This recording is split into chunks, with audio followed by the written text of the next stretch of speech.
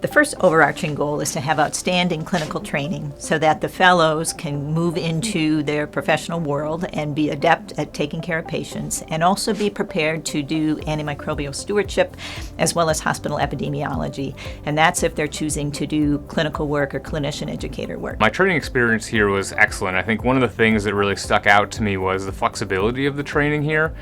First year we really get an intense exposure into the clinical infectious disease, but we also get to kind of dabble in some of the subspecialties to get a sense for what we might like to do going forward.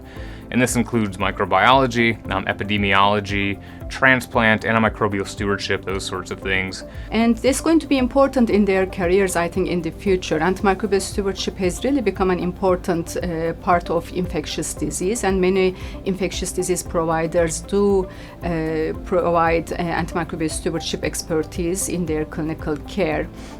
So having good training in stewardship is really important. The other overarching goal is to be flexible and to provide opportunities so that the fellows can look ahead at their professional goals, and we're there to provide opportunities for them. What I really appreciated the most, I think, was that the second year here was really flexible and we could tailor it to our interests. For example, I was really interested in medical education, and so I spent the time in my second year teaching medical student classes, volunteering to do resident noon conferences, and just kind of getting my foot in the door in the medical education world. And I think whatever your interests are, we have the flexibility and the time in the second year to really develop those so that by the time you're on faculty or by the time you finish your fellowship, you can really hit the ground running in whatever it is that interests you. For those who are interested in a research-based career, it's really an experiment to see if in their training the research they do is exciting to them and that they like it. In terms of research, we have the VA Quality Scholar Fellowship, which I am currently in as a third-year ID fellow.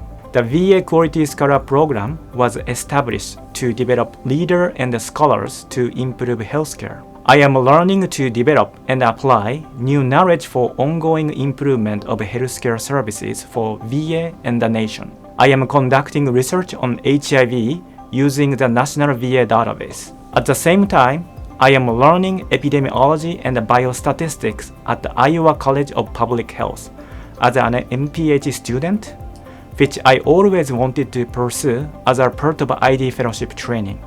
We have training grants, T32 training grants available for infectious disease as well as parasitology. And so those are great opportunities if fellows are interested in professional careers in academics, pursuing that.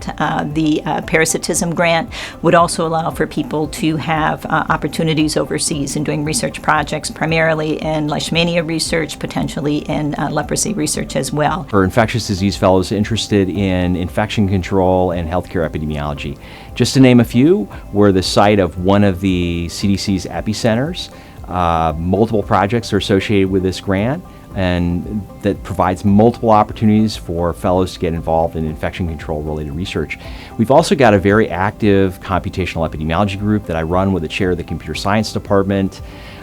This is a group comprised of physicians, computer scientists, epidemiologists, and our goal is really to develop new ways to model the spread of infectious diseases both within hospitals and across healthcare systems.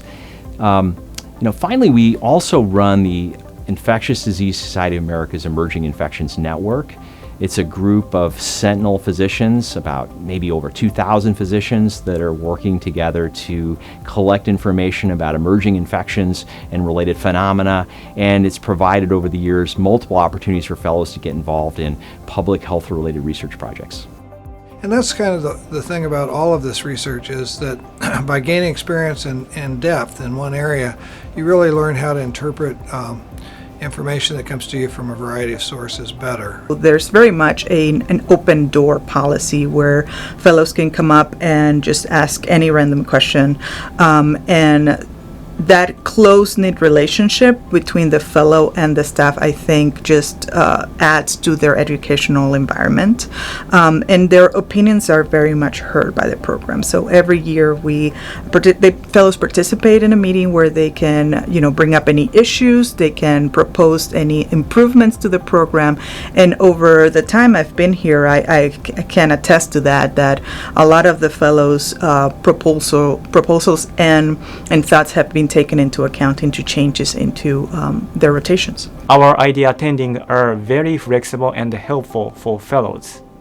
For example, in the second week of my fellowship, my wife gave her birth 2 months earlier than expected, and the service that I was on became an attending-only service immediately, and I was able to take time off to take care of my family. Fellows are considered not as a workforce, but colleagues at work. I think the faculty are very well integrated into that sense of community. There's a very sincere dedication to our trainees and also to our patients. As soon as I left my interview, I felt this is the right place to be at, and I was completely sure that I wanted to come to Iowa. Those elements of camaraderie and collegiality, respect for one another, and even beyond the division, I think the department and the hospital as a whole has it's how we do things. We collaborate with one another. We have common goals of good patient care, excellent patient care, and helping our trainees reach their goals.